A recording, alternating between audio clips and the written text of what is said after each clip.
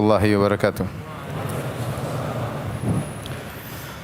Alhamdulillahi ala ihsani wa syukru lahu ala taufiqihi wa amtinani. Asyhadu an la ilaha illallah wahdahu la syarika lahu ta'ziman li sya'nihi wa asyhadu anna Muhammadan abduhu wa rasuluhu da'ila ridwanih. Allahumma salli alaihi wa ala alihi wa ashabihi wa ikhwanih. Hadirin hadirat yang dirahmati oleh Allah Subhanahu wa taala, kita melanjutkan bahasan kita dari tafsir juz amma. Dan pada kesempatan kali ini kita akan membahas tentang tafsir surat Ad-Duha. Surat Ad-Duha, dan ini adalah awal dari Qisar Al-Mufassal, yaitu surat-surat pendek yang rata-rata dihafal oleh kaum muslimin. InsyaAllah antum semua sudah hafal surat Ad-Duha ya? Sudah hafal belum? Sudah, alhamdulillah ya. Jadi insyaAllah surat ini adalah surat-surat pendek yang mudah dihafalkan dan banyak dibaca oleh para imam dalam solat-solat mereka. Surat Ad-Duha, yaitu surat ke-93, dan duha artinya waktu duha. Terdiri atas 11 ayat dan dia adalah surat Makkiyah. Turun sebelum Nabi berhijrah ke kota Madinah. Pembahasannya tentang nikmat yang Allah berikan kepada Nabi Muhammad SAW berupa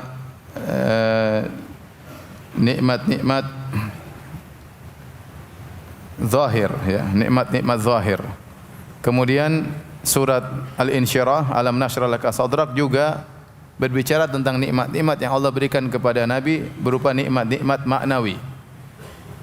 Sehingga sebagian ulama memandang surat Ad-Duha dan surat Alam Nashrah atau surat Al-Insyirah atau surat Asy-Syarah adalah satu kesatuan. Bahkan sebagian ulama memandang surat Wad-Duha dan surat Alam Nashrah Laka Sadrak adalah satu kesatuan. Kenapa? Karena topiknya seakan-akan bersambung. Surat Ad-Duha berbicara tentang nikmat zahir yang Allah berikan kepada Rasulullah SAW. Surat Alam Nashrah berbicara tentang nikmat maknawi yang Allah anugerahkan kepada Nabi SAW. Adapun surat Ad-Duha, sebab nuzulnya sebagaimana disebutkan dalam hadis dari Jundub bin Abdullah Al-Bajali radhiyallahu anhu, ia berkata, ihtabasa Jibril ala Nabi sallallahu alaihi wasallam. Jibril tertahan tidak datang kepada Nabi seperti biasanya memberi wahyu. Faqalat imra'atun min Quraisy, maka berkatalah seorang wanita dari Quraisy, yaitu Ummu Jamil, istrinya Abu Lahab, tantenya Nabi sallallahu alaihi wasallam. Abta alaihi syaitanuhu, syaitannya terlambat, maksudnya Jibril terlambat datang kepada Nabi.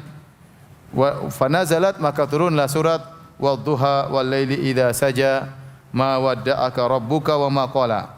Demi waktu duha, demi malam tatkala sunyi dan senyap, ma wadda'aka rabbuka wa ma qala.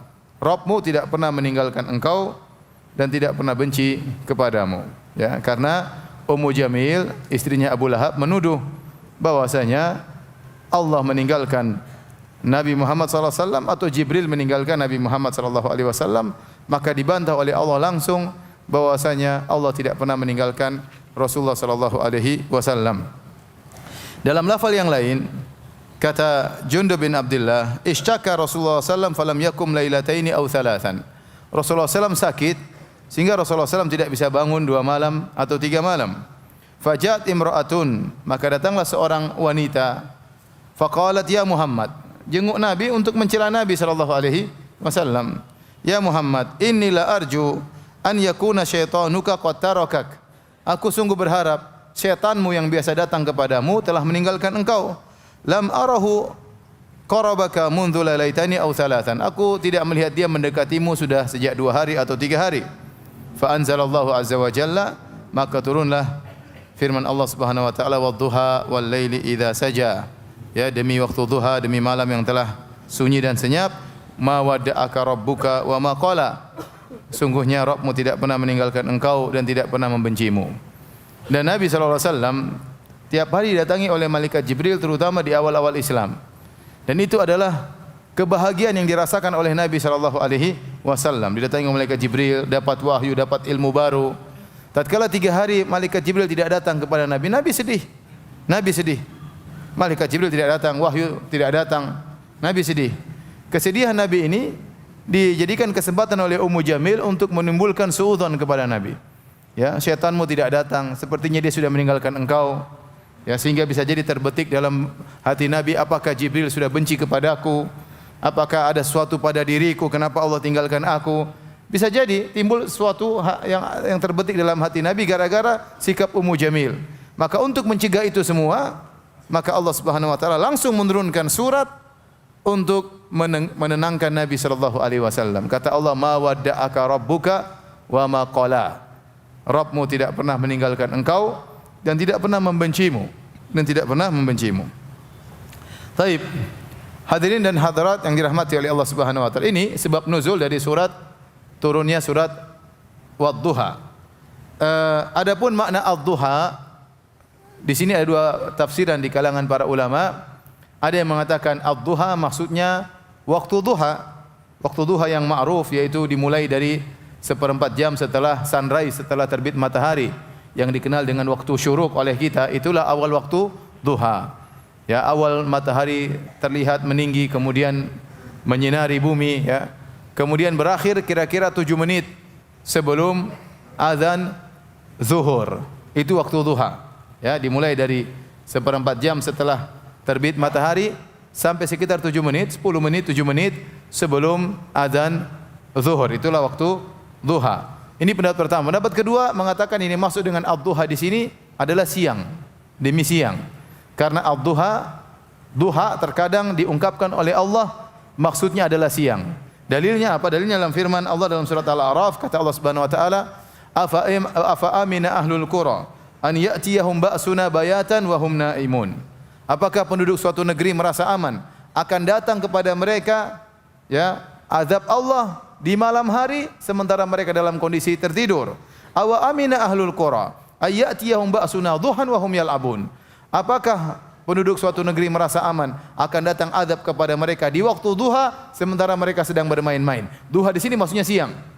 Duha di sini maksudnya apa? Di siang hari. Karena azab yang Allah timpakan kepada satu kaum terkadang di malam hari, terkadang di siang hari.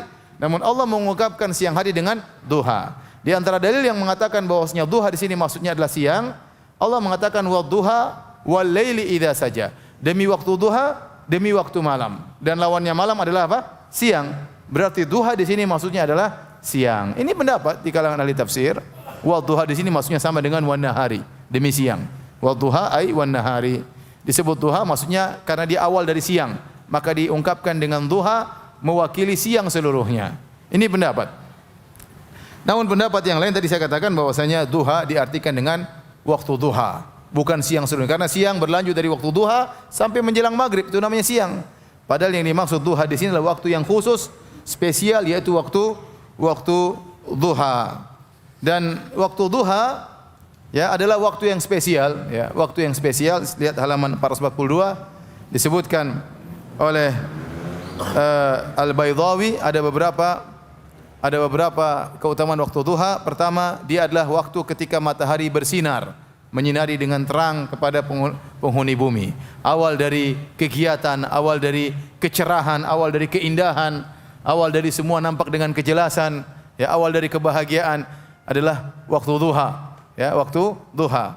Kemudian waktu duha juga adalah waktu disyariatkan untuk mulai solat waktu duha. Setelah solat subuh, seorang dilarang untuk solat sunnah, dilarang. La solata ba'dal fajri hatta tartafi asyams. Kata Nabi, dilarang, tidak ada solat setelah solat subuh sampai matahari naik, yaitu tatkala waktu duha. Maka dialah awal waktu diizinkan seorang untuk solat kepada Allah Subhanahu wa taala. Kemudian di antara keutamaan waktu duha disebutkan bahwasanya tatkala Allah berbicara dengan Nabi Musa itu juga di waktu duha. Disebutkan juga ketika Nabi Musa berhadapan dengan para penyihir Fir'aun di waktu duha juga, di waktu duha sebagaimana Allah sebut dalam Al-Qur'an. Di waktu duha mereka berduel dan akhirnya mereka kalah. Para penyihir Fir'aun akhirnya tunduk, ya, wa ulqiya saharatu sujada, mereka sujud kepada Allah Subhanahu wa taala, mereka beriman di waktu duha. Dan saya sering sampaikan betapa sering Allah bersumpah dengan waktu-waktu, demi siang, demi malam, demi fajar, demi duha, ya, demi asar, ya. Ini waktu-waktu Allah bersumpah agar kita yakin bahwasanya seluruh waktu dalam Islam itu sangat berharga. Setiap detik-detik yang berlalu pada diri kita ini sangat berharga. Entah kita kemanakan, apakah kita gunakan untuk menambah derajat kita di akhirat, ataukah kita buang percuma? Ataukah kita buang percuma? Sekarang banyak orang kelebihan waktu sehingga mereka buang waktu mereka percuma, ya, dibuang begitu sia-sia. Bahkan mereka mengajak orang untuk membuang waktu mereka. Mereka buat postingan-postingan tidak ada bermanfaat. Mereka buat yang penting jadi YouTuber, yang penting pelanggannya banyak, bikin yang aneh-aneh. Dia sudah buang waktu dia dan dia buang waktu orang juga. Ini tanggung jawabnya hari akhirat besar. Kenapa? Karena dia menyita waktu orang. Akhirnya yang nonton 1 juta orang, yang nonton 2 juta orang, yang nonton 3 juta orang. Semuanya musibah. Yang dilihat tidak ada faedahnya. Hanya memamerkan misalnya hal yang tidak bermanfaat, memamerkan entah kekayaan, entah hal yang sia-sia, entah wanita, entah apa-apa. Yang nonton jutaan orang, semua waktu dia buang waktunya untuk membuat video tersebut dan dia membuang waktu orang begitu banyak. Oleh karenanya dia tidak merasa bahwasanya dia akan diminta pertanggungjawaban oleh Allah pada hari kiamat. Padahal waktu dalam Islam adalah sangat berharga, ya. Waktu dalam Islam sangat berharga. Al waktu kasayf. Illam taqta'u qata'aka. Kata Ali bin Abi Thalib, waktu seperti pedang, kalau tidak kau potong dia akan memotongmu. Kita harus gunakan waktu tersebut untuk yang bermanfaat. Kalau tidak kita celaka dengan waktu tersebut. Waktu kalau tidak kau gunakan untuk yang kebaikan, kau akan gunakan untuk kemaksiatan. Ya, waktu terus bergulir dan berjalan. Makanya dalam Al-Qur'an banyak sekali Allah bersumpah dengan waktu, demi masa, demi asar, demi duha, demi fajar, demi 10 hari pertama Dzulhijjah, demi 10 malam terakhir bulan Ramadan, demi duha, demi siang, demi malam. Dan di antara tafsiran para ulama, tatkala Allah berfirman wadduha, demi duha, maksudnya Allah sedang memuji hamba-hambanya yang beribadah kepada Allah di waktu duha. Ai wa ibadihi alladzina ya'budunahu fi waqti duha. Seakan-akan Allah berfirman, demi hamba-hambaku yang beribadah kepadaku di waktu duha. Di waktu duha. Waktu duha menjadi spesial karena itulah tempat beribadah kepada Allah Subhanahu wa taala, tempat mencari pahala sebesar-besarnya si Allah Subhanahu wa taala. Oleh karenanya Nabi berkata, salatul awwabin hina tarmadul fisal. Salatnya orang al-awwabin. Al-awwabin salat orang seling kembali kepada Allah, sering bertobat kepada Allah, selalu ingat kepada Allah Subhanahu wa taala. Innahu awwab. Nabi Daud dikatakan innahu awwab, selalu kembali kepada Allah Subhanahu wa taala. Salatnya orang-orang yang selalu kembali kepada Allah hina tarmadul fisal, yaitu tatkala anak onta kepanasan. Yaitu anak onta tadinya tidur, duduk di pasir, kemudian dia mulai kepanasan, dia mulai mengangkat kakinya karena pasir yang dibawanya mulai rasa kepanasan. Kira-kira jam berapa itu? Jam berapa? Jam berapa? Jam 10. Ente pernah tahu punya onta ente di rumah? Ini saya tidak bicara anak kambing, saya bicara anak apa? Anak onta. Yang benar, ya benar kata Syekh bin Baz rahimahullahu taala, sekitar jam 10 pagi atau jam setengah 11 atau jam 11, sekitar waktu-waktu itulah waktu tatkala pasir benar-benar panas, tatkala anak onta kepanasan, waktu tatkala seorang sibuk-sibuknya beraktivitas. Orang kalau pergi kantor, kapan dia benar-benar beraktivitas lagi kenceng-kenceng, lagi serius-seriusnya, sekitar jam segitu. Jam 10 sampai jam 11 itu waktu-waktunya mereka serius. Nah, sisihkan waktu Anda untuk 5 menit salat kepada Allah Subhanahu wa taala. Ya, itulah waktu yang paling mulia untuk salat duha. Tapi waktu salat duha boleh dari tatkala isyraq 15 menit setelah matahari terbenam, kan pertama tulu syams, tulu al-fajr, apa namanya, atau tulu syams, matahari terbit. Ya, pertama tulu al-fajr, terbit dulu fajar, kemudian tulu syams, terbit matahari, baru irtifa'u syams, baru naik matahari, ya. Baru naik matahari. Ya. Naik matahari itu kira-kira 1/4 jam setelah terbit matahari. Itulah awal boleh waktu salat duha. Boleh Anda waktu salat duha di awal waktu, di tengah waktu, di akhir waktu juga boleh, bahkan sampai sekitar 10 menit sebelum azan zuhur. Boleh Anda waktu duha jam setengah 12, boleh, enggak ada masalah. Sekarang zuhur sekitar jam 12. Anda boleh salat duha jam 12 kurang 1/4, masih sah, enggak ada masalah. Ya, tapi jangan salat duha jam 12 kurang 7. Kenapa? Karena jam 12 azan zuhur misalnya. Karena itu sudah waktu terlarang, ya. Tapi yang paling afdal sekitar jam 10, jam setengah 11. Kata Nabi SAW, la yuhafidhu ala salati duha illa awwab. Tidaklah yang menjaga salat duha kecuali orang-orang yang kembali kepada Allah. Wahiyya salatul awwabin, itulah salatul awwabin, itu salat duha. Minimal 2 rakaat, Kalau mau 4 rakaat juga boleh. Nabi pernah 4 rakaat. Boleh 6, boleh 8, boleh 12. Ya, enggak ada masalah. Ya, paling tidak 2 rakaat salat duha. Setelah setelah Allah bersumpah dengan waktu duha, Allah bersumpah dengan waktu malam. Kata Allah Subhanahu wa taala, "Wal laili idza saja." Wal laili idza saja. Saya dulu pernah bertugas dengan salah seorang ulama di kota Madinah. Bertugas saya terjemahin dia kalau ada jemaah haji bahasa Indonesia, orang Indonesia tanya, maka saya terjemahkan ke bahasa Indonesia di semacam kabinah. Ya, sehingga pelayanan terhadap jemaah haji kalau yang bertanya. Subhanallah, dia ini setiap hari salat duha 8 rakaat. Pokoknya waktu duha salat 8 rakaat. Masya Allah. Tidak pernah dia tinggalkan. Masya Allah. Salat duha. Tiap hari dia salat. Ya saya cuma lihat aja. Masya Allah, karena tempat cuma kosong, cuma buat space 1 orang. Tapi dia, Masya Allah, menjaga salat duhanya. Ya. Ada orang seperti itu. Ya. Saya tahu seorang nenek-nenek, Masya Allah, dari kerabat, tidak pernah meninggalkan salat duha. Selalu waktu salat duha. Waktu duha langsung dia lalu salat. Tidak pernah dia tinggalkan. Ya.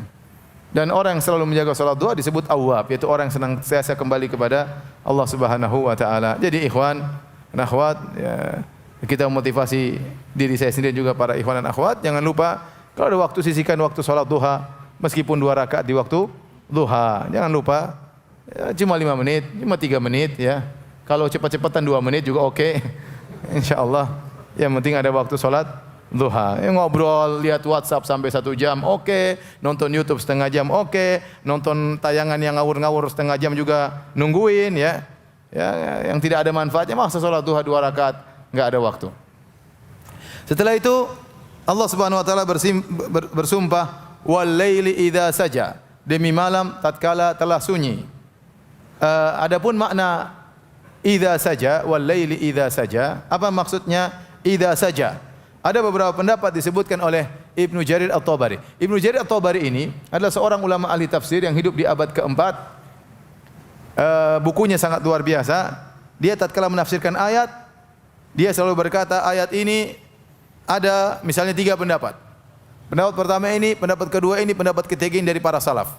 Kemudian dia sebutkan pendapat pertama yang berpendapat demikian sahabat siapa, tabi'in siapa, dia sebutin. Pendapat kedua yang berpendapat demikian sahabat siapa, tabi'in siapa. Pendapat ketiga sahabat siapa, tabi'in siapa. Sebutkan perkataan para salaf. Setelah itu dia berkata, adapun saya memilih yang lebih kuat pendapat yang ini. Kemudian disebutkan dalilnya. Jadi tatkala kita baca tafsir ini kita tahu ternyata ayat ini ada beberapa pendapat salaf. Dan biasanya para ahli tafsir yang belakangan merujuk kepada dia. Ya. Apakah Ibnu Katsir, apakah Ibnul Jauzi, tidak keluar dari apa yang disampaikan oleh Ibnu Jarir At-Tabari. Karena dia mengumpulkan perkataan salaf tentang tafsir suatu ayat. Ya. Ini penting. Tatkala kita membahas suatu tafsir, kita akan lihat betapa banyak orang tafsirnya ngawur, keluar dari pendapat para ulama, keluar dari ijma ulama. Terutama tafsir-tafsirnya orang liberal. Tafsirnya ngawur-ngawur total, tidak ada ulama berpendapat dengan demikian, menyelisih ijma, bikin pendapat baru dan menyalahkan pendapat-pendapat sebelumnya. Seakan-akan seluruh ulama dari 1000 tahun yang lalu semuanya salah, kemudian dia benar di abad sekarang ini. Ya. Ini penting di antaranya tafsir yang dirujuk adalah tafsir Ibnu Jarir At-Tabari. Tafsir Ibnu Jarir At-Tabari menyebutkan idza saja, ada beberapa pendapat. Yang pertama, idza saja yaitu demi malam tatkala telah datang kegelapannya.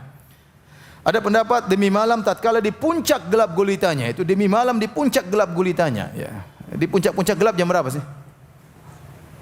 Jam berapa? Jam 12.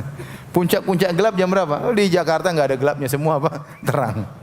Kalau zaman dulu kelihatan kapan puncak-puncak gelap sangat gelap, ya mungkin jam-jam 1 enggak tahu ya, di puncak-puncak kegelapan. Atau demi malam tatkala meliputi seluruh manusia. Tidak ada seorang manusia pun tatkala terkena bagian malam yang luput dari malam, semuanya kena namanya malam. Atau demi malam tatkala sunyi senyap. Tatkala sunyi senyap yaitu ya di penghujung malam atau di tengah malam. Di awal malam masih penuh keramaian, tapi kalau sudah jam 1, jam 2 sudah sunyi senyap ya. Dan malam adalah waktu yang tenang. Kata Allah Subhanahu wa taala, "Wa ja'alal laila sakana." Dan Allah menjadikan malam hari sebagai ketenangan. Orang untuk istirahat, orang untuk tidur. Dan selain untuk istirahat dan tidur, digunakan waktu untuk beribadah. Makanya sebagian ulama mengatakan waktu Allah bersumpah dengan duha dalam rangka memuji orang-orang yang salat duha, maka Allah bersumpah dengan malam dalam rangka memuji orang-orang yang salat malam. Wa ibadihi alladzina ya'budunahu bil-lail idza azlama. Seakan-akan Allah berkata, dan demi hamba-hambaku yang beribadah kepada Allah di malam hari tatkala sudah gelap gulita. Ini pembukaan. Allah bersumpah dengan duha, Allah bersumpah dengan malam. Tujuannya apa? Untuk membantah Ummu Jamil. Ummu Jamil ini tantenya Nabi. Nabi sakit bukannya dijenguk untuk kasih semangat, malah ngejek Nabi. Muhammad, ente kenapa? Setanmu enggak datang lagi? Tantenya sendiri, Abu Lahab omnya. Jadi begitulah keluarga Abu Lahab ya. Abu Lahab dan istrinya dan anaknya brengsek semuanya ya.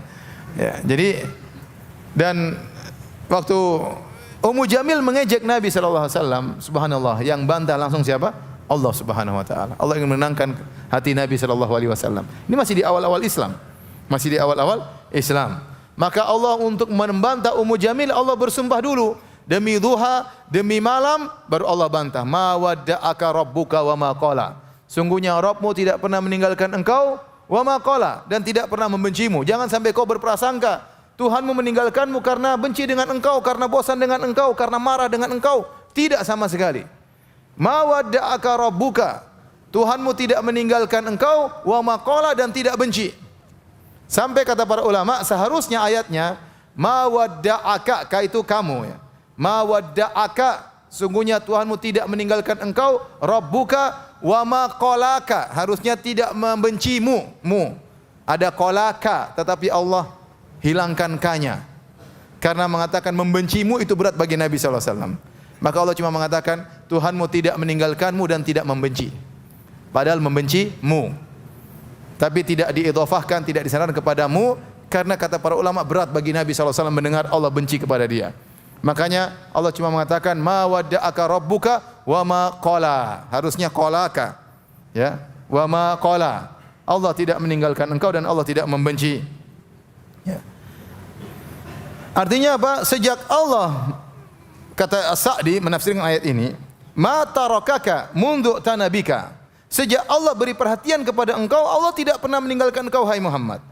Wala ahmalaka mundu rabbaka wa ra'aka. Allah tidak pernah meninggalkan engkau sejak Allah mentarbiyahmu dan Allah memperhatikanmu. Balam yazal yurabbika ahsana tarbiyah. Senantiasa Allah telah terus membimbingmu, mendidikmu dengan sebaik-baik pendidikan. Wa yu'lika darajatan ba'da darajah, dan Allah akan meninggikan derajatmu setahap demi tahap. Ya, tidak mungkin engkau ditinggalkan. Justru sebaliknya, engkau itu diangkat derajatmu sedikit demi sedikit. Demi sedikit. Jadi, di sini Allah mengatakan wa ma qala, Allah tidak membencimu. Dan kita punya kaidah dalam masalah sifat-sifat Allah, kalau ada sifat yang dinafikan dari Allah, maka melazimkan menetapkan lawannya. Contohnya Allah berfirman, la ta'khudhuhu sinatun wala naum. Sungguhnya Allah itu tidak ditimpa dengan ngantuk dan juga tidak tidur. Berarti yang kita pahami, Allah itu maha terjaga. Faham? Tatkala kita mengatakan Allah tidak ditimpa dengan ngantuk maupun tidur, berarti kita menetapkan lawannya. Lawan daripada ngantuk dan tidur apa? Terjaga. Berarti Allah maha terjaga. Tatkala Allah mengatakan wa ma qala, Allah tidak membenci kepada Muhammad, berarti kebalikannya apa? Allah mencintai apa? Muhammad sallallahu alaihi wasallam. Berarti ayat ini, ma wadda'aka rabbuka wa ma qala, Rabbmu tidak pernah meninggalkan engkau dan tidak membencimu, artinya Rabbmu mencintaimu wahai Muhammad. Rabbmu sayang kepadamu, Rabbmu memperhatikanmu. Kemudian Allah katakan lagi, walal akhiratu khairul laka minal ula. Dan yang terakhir bagimu lebih baik daripada yang pertama. Ini ayat orang sering salah paham. Sering memaknakan ayat ini walal akhiratu khairul laka minal ula, bahwasanya akhirat lebih baik daripada dunia. Ini salah terjemah. Walal akhiratu khairul laka minal ula bukan artinya akhirat lebih baik daripada dunia. Tetapi ayat ini berbicara tentang Nabi Muhammad SAW, bahwasanya kondisimu yang terakhir selalu lebih baik daripada sebelumnya. Kondisimu yang terakhir selalu lebih baik daripada sebelumnya. Makanya dikatakan akhirat lebih baik daripada ula. Ula artinya yang pertama. Yang terakhir lebih baik daripada yang pertama. Ini kaidah bagi Muhammad SAW, sehingga dia selalu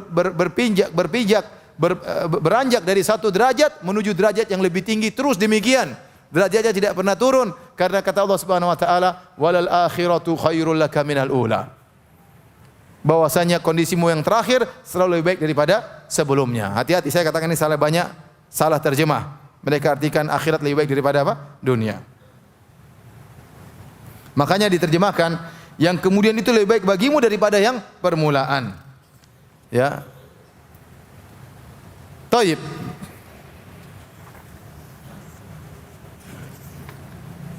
Nanti akan Allah sebutkan dalil-dalilnya. Ya. Oleh karenanya Nabi SAW semakin beliau bertambah umur, semakin bertambah waktu, maka kedudukan beliau semakin tinggi dan semakin tinggi. Oleh karenanya disebutkan juga Nabi setelah meninggal dunia, kedudukannya lebih baik daripada sebelum beliau meninggal dunia. Karena kondisinya semakin berjalan waktu, semakin menuju yang terakhir, maka semakin tinggi derajatnya. Demikianlah kondisi Nabi SAW. Beda dengan kita terkadang naik, terkadang turun, terkadang naik, terkadang turun, terkadang terjerumus menjulaksong ke bawah. Terkadang naik tinggi-tinggi, kemudian loncat ke bawah, terjerumus dalam maksiat, tenggelam dalam lautan kemaksiatan, terkadang muncul lagi, sadar lagi, terjadi maksiat lagi. Kalau Rasulullah SAW tidak, selalu naik derajatnya, selalu naik derajatnya, selalu naik derajatnya. Demikianlah Rasulullah SAW. Kemudian kata Allah Subhanahu wa taala, "Wala saufa yu'tika rabbuka fatarda." Sebelum saya ingatkan dalam buku tafsir saya tuliskan, benar bahwasanya kedudukan Nabi setelah wafat sallallahu alaihi wasallam lebih afdal daripada tatkala dia masih hidup. Namun bukan berarti seorang kemudian datang ke kuburan Nabi minta-minta kepada Nabi, karena sebagian orang berdalil dengan demikian. Kenapa datang ke kuburan Nabi minta-minta sama Nabi? Kata mereka, Nabi setelah meninggal lebih afdal daripada sebelum meninggal. Kalau sebelum meninggal kita boleh minta-minta, setelah meninggal lebih utama untuk boleh minta-minta. Ini pemahaman yang keliru. Ya, hanya minta-minta kepada Nabi sallallahu alaihi wasallam. Ini adalah kekeliruan, ya. Karena para sahabat tidak ada yang datang kepada kuburan Nabi sallallahu alaihi wasallam minta-minta kepada Nabi. Setelah Rasulullah SAW meninggal, begitu banyak kejadian yang menimpa para sahabat. Begitu banyak peperangan, banyak musibah. Terjadi musim kemarau. Banyak orang-orang murtad di zaman Abu Bakar radhiyallahu taala anhu. Sampai mengikuti Musailamah al-Kadzab 40.000 murtad di zaman Abu Bakar radhiyallahu anhu. Para sahabat meninggal, para qurra, ahli baca Quran, hufadzul Quran meninggal dunia di kalangan para sahabat. Tetapi tidak ada yang datang ke kuburan Nabi kemudian minta solusi, kemudian diskusi, minta tolong, enggak ada. Makanya di zaman Umar bin Khattab radhiyallahu anhu, tatkala terjadi musim kemarau, Umar tidak datang ke kuburan Nabi. Maka Umar berkata kepada Allah, Umar bertawassul kepada Al-Abbas bin Abdul Muttalib yang masih hidup. Maka Umar berkata, Allahumma inna kunna natawassalu bi nabiyyika fatusqina. Ya Allah, dulu kami bertawassul dengan nabi kami waktu masih hidup. Maka engkau memberi hujan kepada kami. Al-ana tawassalu bi ammi nabiyyika faskina. Sekarang kami bertawassul dengan pamannya yang masih hidup, maka turunkanlah hujan bagi kami. Seandainya masih boleh minta doa kepada Nabi sallallahu alaihi wasallam, maka tentu Umar ngapain ke Abbas bin Abdul Muttalib? Umar akan langsung ke kuburan Nabi sallallahu alaihi wasallam. Terjadi pertikaian, sebagian fitnah di kalangan para sahabat antara Ali dan Muawiyah. Tidak ada dua-duanya datang ke kuburan Nabi, ya Rasulullah, saya Ali, saya Muawiyah lagi ribut, mana yang benar ya Rasulullah? Tidak ada. Tidak ada kemudian ngobrol, ya Rasulullah, saya minta doa restumu. Tidak ada. Tidak ada. Jadi dipahami oleh para sahabat, sudah Nabi sudah pindah ke alam barzakh. Bukan minta-minta kepada Nabi, ya. Bukan bermunajat kepada Nabi, minta tolong kepada Nabi, enggak ada. Meskipun setelah Nabi berpindah ke alam barzakh, kedudukannya lebih tinggi daripada tatkala beliau di dunia. Tapi tidak melazimkan boleh minta-minta kepada Rasulullah sallallahu alaihi wasallam. Tidak melazimkan demikian. Ya. Oleh karena jangan sampai terkena syubhat mereka, ya. Taib. Kemudian kata Allah Subhanahu wa taala, "Wala saufa yu'tika rabbuka fatarda." Dan sungguh Allah akan berikan kepada engkau, Rabbmu memberikan kepada engkau dan kau akan ridha, kau akan puas. Jadi perhatikan kata Allah, "Wala saufa yu'tika." Dan kelak Tuhanmu pasti memberikan karunia-Nya kepadamu, maka kau akan puas. Fatarda, kau akan puas. Di sini Allah tidak menyebutkan objek. Allah tidak menyebutkan maf'ul bih kalau dalam bahasa Arab. Allah hanya mengatakan wala saufa yu'tika, Allah akan memberikan engkau. Berikan apa Allah tidak sebutkan. Dan ini kata para ulama memberikan faedah keumuman. Bahwasanya Allah akan berikan apa saja kepada Nabi yang membuat Nabi puas. Karena dalam kaidah jika maf'ul bih objek, subjek, predikat objek, jika objeknya tidak disebutkan maka memberikan keumuman. Faedah keumuman. Tatkala Allah mengatakan wala saufa yu'tika rabbuka, bahwasanya Rabbmu akan memberikan kepada engkau, memberikan apa saja yang akan memuaskanmu. Oleh karena sebagian ulama memandang ayat ini adalah arja ayatin fi kitabillah. Ayat yang paling memberi harapan kepada manusia. Para ulama khilaf tentang ayat apa dalam Al-Quran yang paling memberikan harapan kepada kaum muslimin. Ayat mana? Ada yang mengatakan ayat qul ya ibadiyalladzina asrafu ala anfusihim la taqnatu min rahmatillah. Wahai orang-orang yang bergelimang dalam kemaksiatan, jangan kau putus asa dari rahmat Allah. Ini ayat yang paling beri apa? Harapan. Ada yang mengatakan ayat yang paling beri harapan ayat ini. Wala saufa yu'tika rabbuka fadarda. Allah akan memberikan karunia-Nya kepada engkau wahai Muhammad dan kau akan puas. Dan kita tahu di antara cita-cita Nabi ingin umatnya masuk surga. Ingin umatnya masuk surga. Makanya dalam hadis Rasulullah SAW berkata, ya, atardawna an takunu ruba ahil jannah, wahai para sahabatku, apa kalian ingin kalian seperempat penghuni surga? Qulna na'am, tentu ya Rasulullah kami ingin kami seperempat penghuni surga dibandingkan seluruh umat manusia. Faqala atardawna an takunu thulutsa ahli jannah, apa kalian suka kalau kalian adalah sepertiga penghuni surga, sisanya buat umat-umat yang lain? Faqulna na'am, kami tentu suka ya Rasulullah. Kemudian kata Rasulullah SAW, walladzi nafsi biyadihi inni la arju an takunu nisfa ahli jannah. Demi Allah yang jiwaku berada di tangannya, aku berharap kalian adalah setengah penghuni surga. Ya. Jadi Nabi ingin umatnya masuk surga, Nabi ingin umatnya selamat, dan Allah sudah janji bahwasanya Allah akan memuaskan Nabi sallallahu alaihi wasallam. Sehingga sebagian ulama memandang ini ayat yang paling beri harapan. Karena Nabi suka umatnya masuk surga. Nabi ingin beri syafaat kepada umatnya dan kita harap syafaat Nabi diterima oleh Allah Subhanahu wa taala, ya. Ya. Dan kita termasuk orang diberi syafaat oleh Rasulullah sallallahu alaihi wasallam. Taib. Ya. Kemudian kata Allah, maka Allah memperinci firman-Nya tentang walal akhiratu khairul laka minal ula. Bahwasanya kondisimu sesudahnya lebih baik daripada sebelumnya. Selalu demikian. Selalu demikian.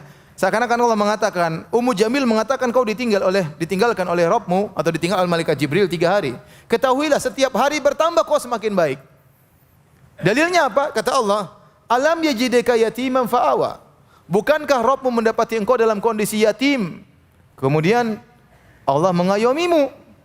Maka kau yatim, lahir dalam kondisi yatim.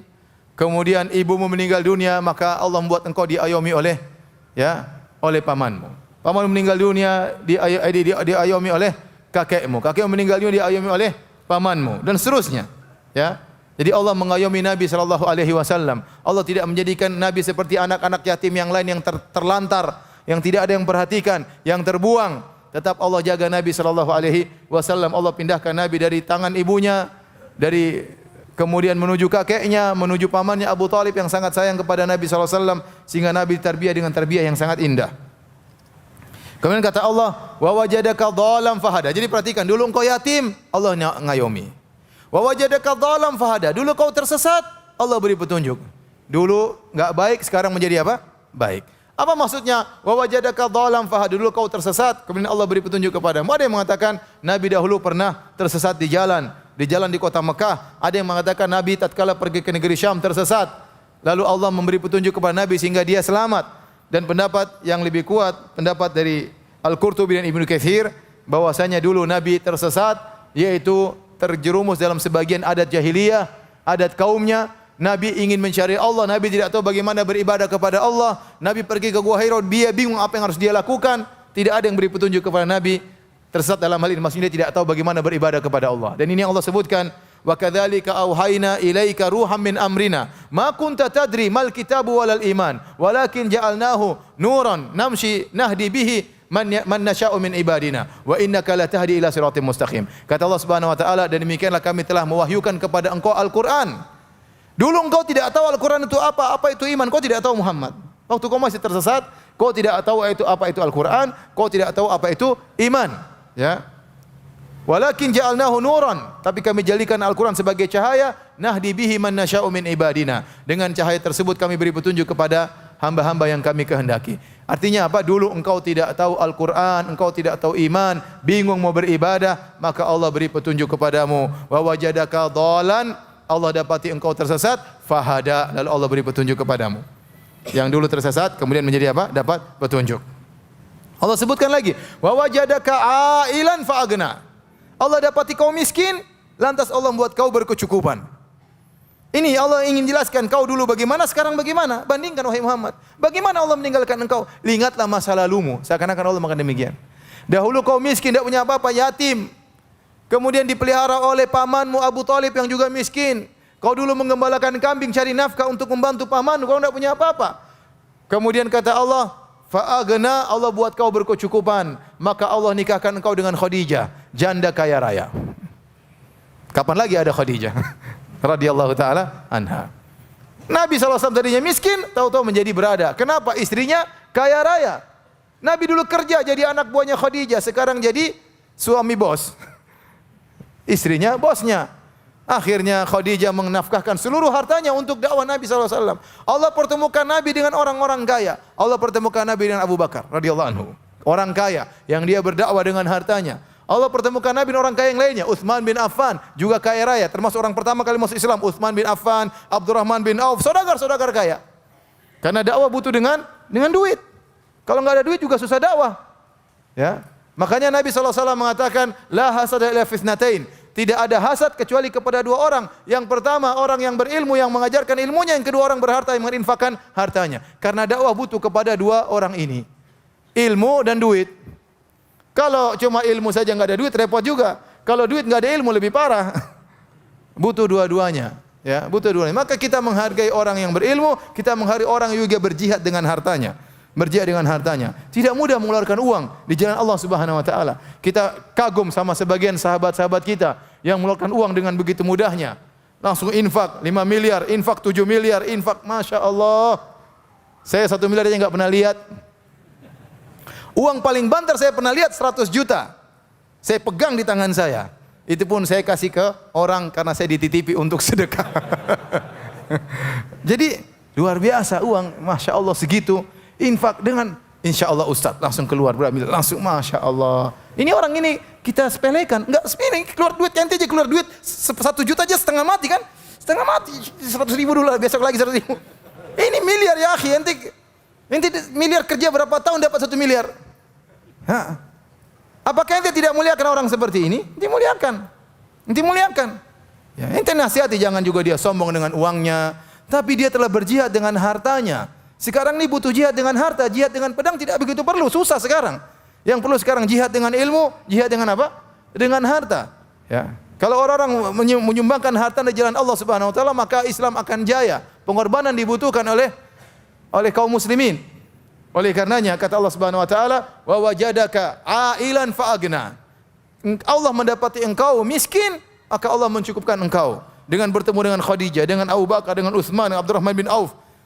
Orang-orang kaya di awal-awal Islam yang mereka mengorbankan harta mereka untuk Islam dan kaum muslimin. Maka itulah firman Allah tafsir dari walal akhiratu khairul laka minal ula. Kondisi terakhirmu lebih baik daripada kondisi sebelumnya. Dulu yatim diayomi oleh Allah. Dulu tersesat diberi hidayah oleh Allah. Dulu miskin dicukupkan oleh Allah Subhanahu wa taala. Sampai Nabi SAW berperang dan dapat banyak ghanimah. Sampai Nabi terkadang kaya. Tapi kalau dia punya kekayaan dia akan berinfak di jalan Allah Subhanahu wa taala. Sampai Nabi yang tadinya miskin tatkala haji, maka Nabi SAW menyembelih 100 ekor onta. Bayangkan. 100 ekor onta disumbangkan di jalan Allah. Ya, berarti Nabi kebetulan punya duit, ya. Sampai Nabi bisa punya 100 ekor onta untuk disumbangkan di jalan Allah Subhanahu wa taala. Dan ini semua bantahan kepada Ummu Jamil yang menuduh bahwasanya Allah telah meninggalkan Nabi sallallahu alaihi wasallam. Kemudian setelah itu Allah berfirman tentang sebagian adab. Jadi Allah ingatkan, ya Rasulullah engkau telah diberi nikmat, ya, maka ingatlah nikmat-nikmat tersebut. Kata Allah, fa ammal yatima fala taqhar. Adapun anak yatim jangan kau bentak. Dan Nabi paling ngerti ayat ini, Nabi pernah yatim. Nabi tidak mungkin bentak anak yatim, dia pernah yatim, dia tahu bagaimana seorang tidak punya ayah, tidak punya ibu, dia pernah merasakannya. Dia pernah kehilangan, ya, kehilangan belayan ayah dan ibunya. Rasulullah sallallahu alaihi wasallam tidak mungkin dia membentak anak yatim. Maka kalau Nabi sudah berbicara tentang anak yatim, dia berbicara dengan ilmu dan praktik, dia sudah pernah rasakan bagaimana jadi anak yatim. Oleh karenanya kata Nabi sallallahu alaihi wasallam, "Ana wa kafilul yatim fil jannah kahataini." Aku dan pengayom anak yatim di surga seperti ini. Ya, kata wa qala bi isba'i sababa wal wusta, maka Nabi menggandengkan antara jari telunjuk dengan jari tengah. Aku dengan pengayom anak yatim seperti ini. Kata para ulama, kafilul yatim itu mengayomi anak yatim beneran, bukan cuma kasih duit. Enggak. Dia ayomi, dia perhatikan pendidikannya sampai besar. Itu benar dikatakan orang yang mengayomi anak yatim. Bukan cuma sesekali, sekali tetap dapat pahala. Tetap dapat pahala kita membantu anak yatim. Terlalu banyak ayat suruh kita membantu anak yatim. Tetapi kafil yatim, pengayom anak yatim itu spesial. Sampai Nabi mengatakan aku dan dia di surga seperti ini. Nah, kalau antum ada anak yatim, antum perhatikan dia. Tidak mesti di rumah antum. Kalau sudah di rumah antum lebih baik. Tapi kalau enggak ada masalah. Tapi antum perhatikan si fulan yatim ini saya akan ngurus makannya, minumnya, pakaiannya, sekolahnya sampai jadi orang. Kalau antum mengurus satu anak yatim berarti antumlah kafilul yatim. Yang itu dijanjikan oleh Nabi akan menemani Nabi di surga seperti kahataini. Ya, antara seperti jari telunjuk dengan jari tengah. Kemudian kata Nabi, kata Allah Subhanahu wa taala, "Wa ammas sa'ila fala tanhar." Adapun orang yang minta-minta jangan kau bentak. Ini juga Nabi paham betapa susahnya orang. Nabi tahu tentang orang yang susah. Nabi pernah miskin. Wa wajadaka ailan fa'agna. Nabi pernah miskin. Nabi tidak pernah minta-minta, tapi Nabi tahu bagaimana jadi orang miskin. Nabi tahu bagaimana menggembalakan kambing, harus menggembalakan kambing orang untuk dapat upah menggembalakan kambing orang. Nabi tahu bagaimana rasanya jadi orang susah, jadi orang miskin. Allah mengatakan kau pernah miskin, ya. Maka jangan kau bentak orang miskin. Kalau ada orang minta-minta kepadamu, kau tidak bisa kasih, jangan kau bentak, tolak dengan cara yang halus. Tolak dengan cara yang halus. Sampai kata para ulama, ya. Termasuk para dai, ya. Kalau ada yang tanya dan dia punya waktu untuk menjawab, maka jangan dia tolak orang tersebut. Ya, jangan dia tolak orang tersebut, ya. Orang yang minta harta atau orang yang minta ilmu, kalau dia mampu untuk memberikan, maka dia berikan ilmu tersebut kepada orang yang memintanya. Maka Nabi SAW begitu sangat dermawannya sampai dicap oleh para sahabat, innahu la yaruddu sa'ilan. Nabi tidak pernah menolak orang yang meminta. Itu cap stempel kepada Nabi SAW. Taib.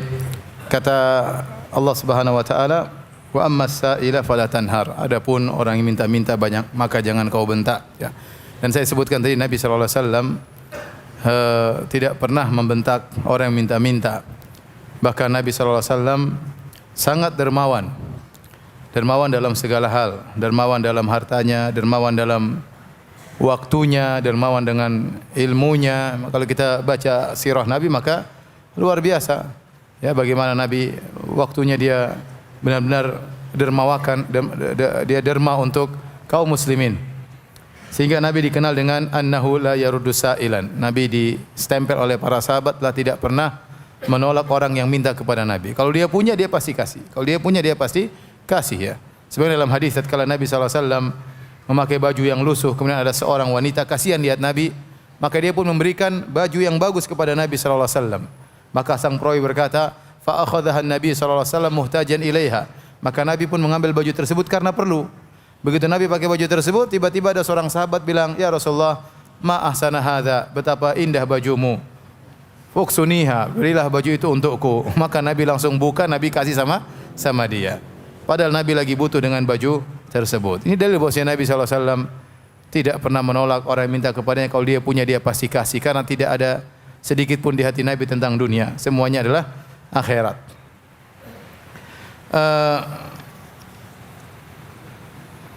Dan bahkan Nabi SAW bukan cuma yang memberikan kepada orang muslim, bahkan orang kafir pun Nabi berikan agar mereka masuk Islam. Adapun kalau kita bahas maka terlalu panjang. Intinya banyak dalil menunjukkan Nabi berikan hartanya kepada orang kafir agar mereka lembut hati mereka untuk masuk Islam. Kemudian ayat terakhir kata Allah Subhanahu wa taala, wa amma bi ni'mati rabbika fahaddits. Adapun terhadap nikmat Rabbmu maka nyatakanlah, yaitu engkau syukuri maksudnya, ya. Adapun maksud dari nikmat dalam ayat ini, wa amma bi ni'mati rabbika, adapun nikmat Rabbmu wahai Muhammad, maka sebutlah. Apa maksudnya? Ada beberapa pendapat seperti disebutkan oleh Ibnu Jauzi dalam kitabnya Zadul Masir. Pendapat pertama, nikmat tersebutlah nikmat kenabian, yaitu hadis. Sampaikan kepada manusia, engkau adalah nabi. Ya, tebarkanlah kepada penjuru umat manusia di muka bumi ini bahwasanya engkau adalah seorang nabi agar mereka tahu, ya, ajaran-ajaranmu, ya. Ada yang mengatakan nikmat Rabbmu maksudnya Al-Qur'an, yaitu bacakanlah Al-Qur'an kepada umat manusia agar mereka tahu kandungan nikmat tersebut, kandungan nikmat Al-Qur'an. Ada yang mengatakan nikmat secara umum, nikmat yang Allah berikan kepada engkau, yaitu ingat-ingatlah, sebut-sebutlah agar kau syukuri, agar kau syukuri. Oleh karenanya ayat ini memang khusus kepada Nabi sallallahu alaihi wasallam, tapi juga berlaku kepada umatnya. Kalau kita dapat nikmat maka kita ingat-ingat.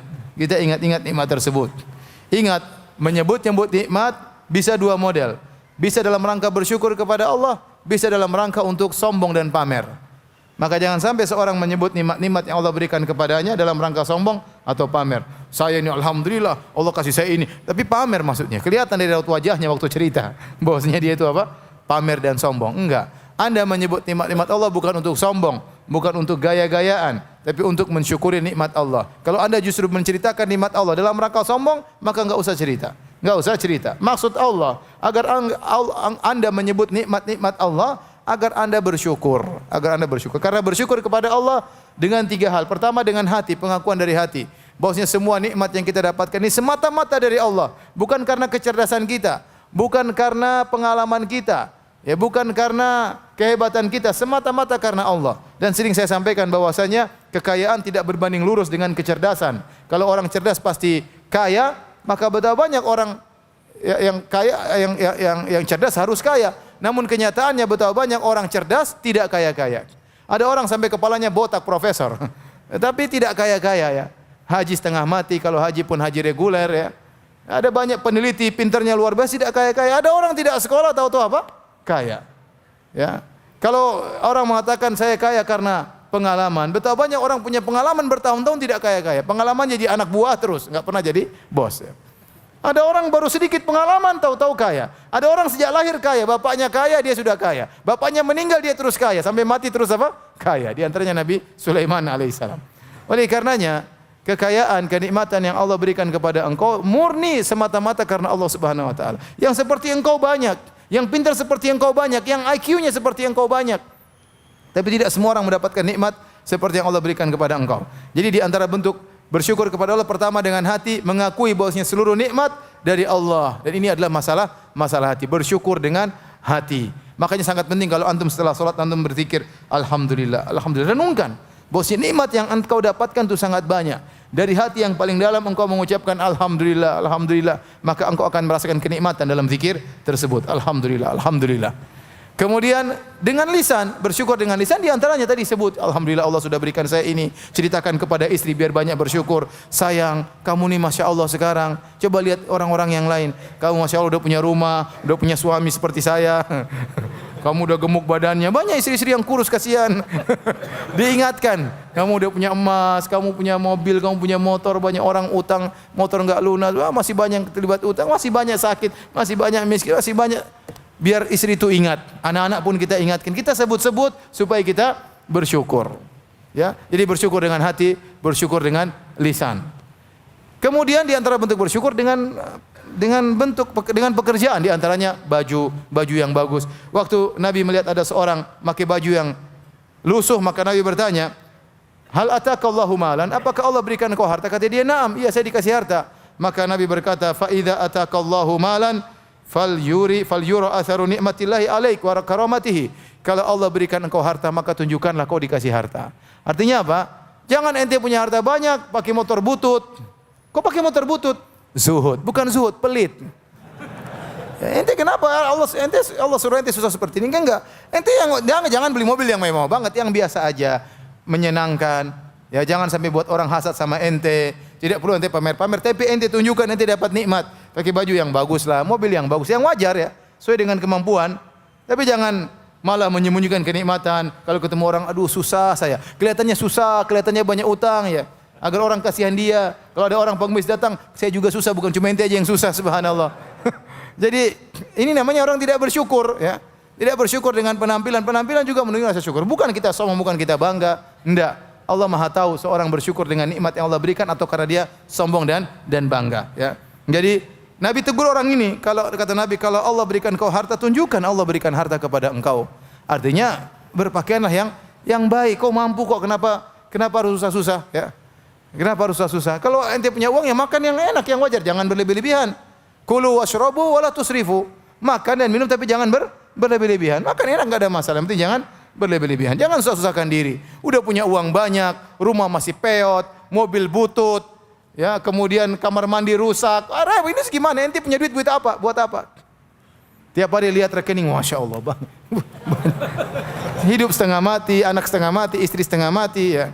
Jangan ya, jangan. Jadi bersyukur. Dan di antara bentuk bersyukur dengan anggota tubuh yaitu salat, ibadah. Ibadah yang banyak, sedekah itu bukti bersyukur, salat malam itu bukti bersyukur, ikut pengajian itu bukti bersyukur, nyumbang buat dakwah itu bukti bersyukur kepada Allah Subhanahu wa taala. Maka ingat-ingatlah bi nikmati rabbika fahadits, maka sebut-sebutlah nikmat-nikmat yang Allah berikan kepada engkau. Ya, tidak mengapa juga kalau kita punya teman yang kita percaya, kita sebutin, alhamdulillah hari ini saya dapat nikmat. Selama kita tahu teman kita hatinya bersih, dia tidak hasad, dia gembira dengan kegembiraan kita. Ada teman-teman kita seperti itu. Dia gembira dengan kegembiraan kita, maka kita ceritakan. Tidak semua kita ceritakan, tidak kita ceritakan kepada semua orang. Tidak semua nikmat yang kita rasakan kita share kepada semua orang. Karena di sana ada orang yang hasad, yang orang tidak bisa melihat Anda dalam kondisi bahagia, yang orang ingin Anda susah seperti dia. Ada orang seperti itu. Maka tidak semua nikmat Anda ceritakan. Kalau ada orang tanya sama Anda, gimana kerjaanmu? Bilang secara global, Anda tahu orang ini bermasalah. Kalau Anda cerita secara detail, nanti dia sakit hati. Perusahaan saya ada 4. Waduh, dia 4, Masya Allah. Dia sudah setengah mati ya. Rumah saya ada 8, waduh. Dia tambah. Istri saya ada 4, wah stres dia. Ini mau tampang biasa-biasa saja, istrinya 4. Tidak semua nikmat kita ceritakan sama orang.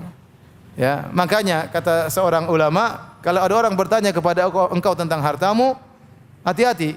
Kalau kau ceritakan kau tidak punya harta, maka dia akan mengejekmu, kasihan miskin. Kalau kau bilang kau punya harta banyak, dia akan apa? Hasad. Orang seperti ini bagaimana cara menghadapinya? Sebutin saja secara global. Alhamdulillah, Allah beri saya kemudahan, rezeki saya lancar, alhamdulillah. Tidak usah disampaikan secara detail berapa-berapanya ya. Karena tidak semua orang siap mendengar harta Anda berapa. Kasihan ya. Taib, demikian saja kajian kita tentang surat Ad-Duha. Insyaallah 2 pekan lagi kita akan sambung pengajian kita. Wallahu taala alam bissawab.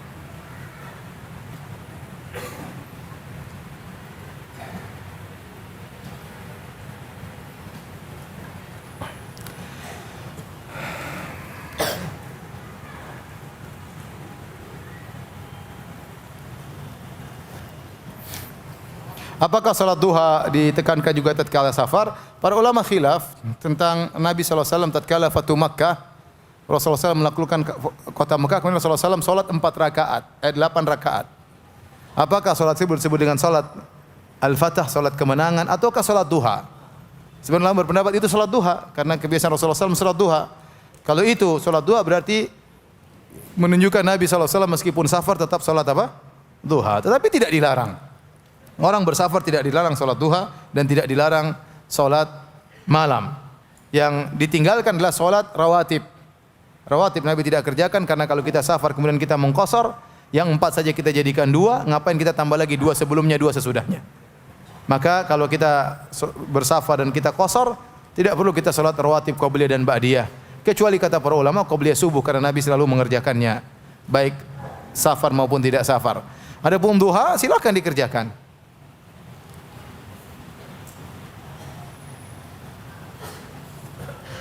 Apakah ada salat sunnah syuruk atau isyraq?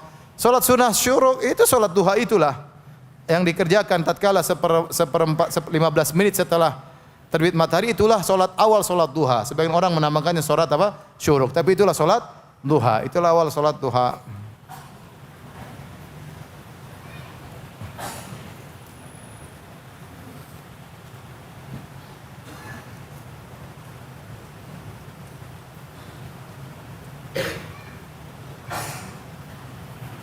Ustaz, benarkah Nabi Musa pernah berbicara kepada Allah di mana Nabi Musa ingin melihat keadilannya Allah?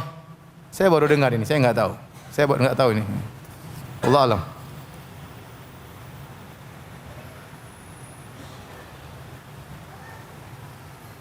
Ustaz, ana terkadang suka curi waktu buat sholat duha di tempat kerja. Apa ana berdosa? Karena di tempat ana agak sulit untuk melakukannya dan bisa dibilang dilarang kalau lagi jam kerja. Maka dari itu ana suka curi waktu untuk melakukannya. Karena niat ana juga mau beribadah secara sembunyi-sembunyi tanpa diketahui teman kerja. Dan ana izin pun bilangnya bukan untuk sholat, tapi contoh ke toilet. Apakah ana berdosa? Coba bicara sama bos, sampaikan, bos, saya kalau habis sholat duha lebih semangat. Minta waktu 3 menit saja salat duha ya. Ya. Ada orang minta izin minta merokok dibiarin, saya pingin salat apa? Duha 3 menit. Bilang sama bos, enggak usah bilang sama teman-teman. Ya minta izin karena kita waktu kerja kita sudah terikat kontrak. Ya, bosnya kita bekerja, jam kerja kita enggak boleh tersibukkan dengan yang lain. Ya, buktinya orang mencuri waktu di jam kerja nonton YouTube, di jam kerja baca yang tidak di luar pekerjaan. Nah, kita bilang sama bos, insyaallah saya amanah dan saya ingin minta 3 menit untuk salat duha dan saya tidak bilang sama teman-teman saya. Ya, nanti bos takut kalau ente salat duha, nanti yang lain salat duha lagi. Ente 3 menit, yang lain 15 menit nanti. Bilang enggak, saya 3 menit saja, bos. Ada 5 menit, ya. Ya, toilet 2 menit, salat 3 menit, 5 menit. Minta insyaallah kalau dia izinkan biar srek, biar enak.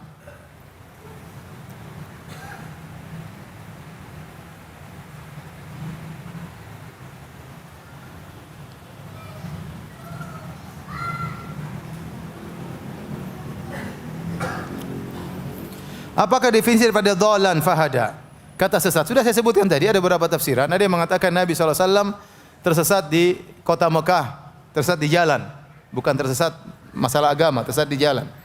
Di Mekah ada yang mengatakan tersesat di negeri Syam. Tidak tahu jalan maka Allah beri petunjuk. Ada yang mengatakan Nabi dulu memang tidak tahu agama. Ma kunta tadri mal kitab walal iman. Kata Allah Subhanahu wa taala. Wa kadzalika wahayna ilaika ruhan min amrina. Ma kunta tadri mal kitab walal iman. Demikianlah kami beri wahyu kepada engkau berupa Al-Quran. Dulu kau tidak tahu apa itu Al-Quran, kau tidak tahu iman itu apa. Waktu Nabi tidak tahu iman berarti Nabi tersesat enggak? Tersesat, enggak tahu agama. Makanya Nabi bingung bagaimana beribadah kepada Allah. Nabi pergi ke Gua Hira, enggak ngerti bagaimana cara beribadah. Maka Allah beri petunjuk kepadanya. Artinya Nabi dulu tidak ngerti bagaimana beribadah kepada Allah.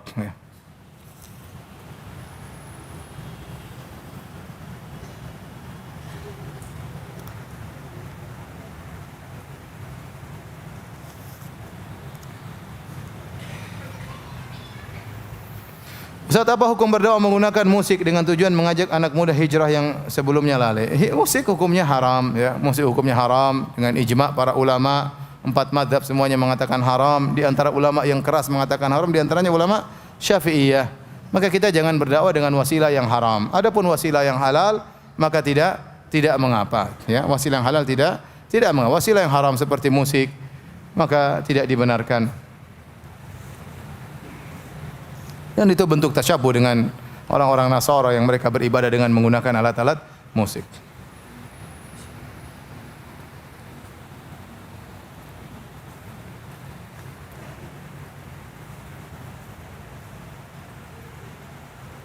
Ustaz, saya sudah 5 tahun terkena gangguan jin. Mohon doanya Ustaz untuk kesembuhan saya. Kita doakan semoga saudara kita ini disembuhkan oleh Allah Subhanahu wa taala. Allahumma shfihi shifaan ajilan.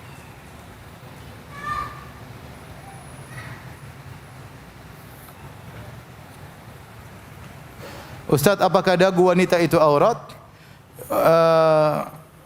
Yang bukan aurat adalah wajah. Wajah yaitu ma tahsulu bihil muwajahah. Wajah yang kita usap tatkala wudu itulah disebut dengan wajah. Yang kita lihat di cermin itulah wajah kita. Nah, tatkala kita berwudu, apakah dagu harus diusap? Dagu sebelah sini? Tentu tidak. Berarti ini bukan bagian dari apa? Wajah. Kalau ini bukan bagian dari wajah, maka dia harus ditutup. Dia harus ditutup. Jadi tatkala kita berwudu, kata Allah faksilu wujuhakum. Usaplah, basuhlah wajah kalian. Maka para membahas apa itu wajah? Secara bahasa wajah itu adalah yang menghasilkan saling muwajah, saling melihat. Kalau kita depan cermin itulah wajah kita. Inilah wajah kita, itu harus diusap semuanya. Yang di belakang ini bukan.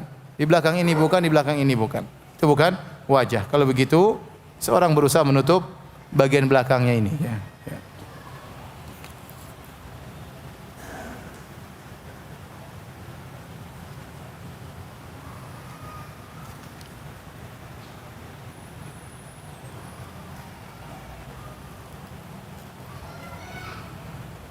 Jika gerakan solat ikhwan dan akhwat sama, tapi hanya jidat ikhwan saja yang hitam.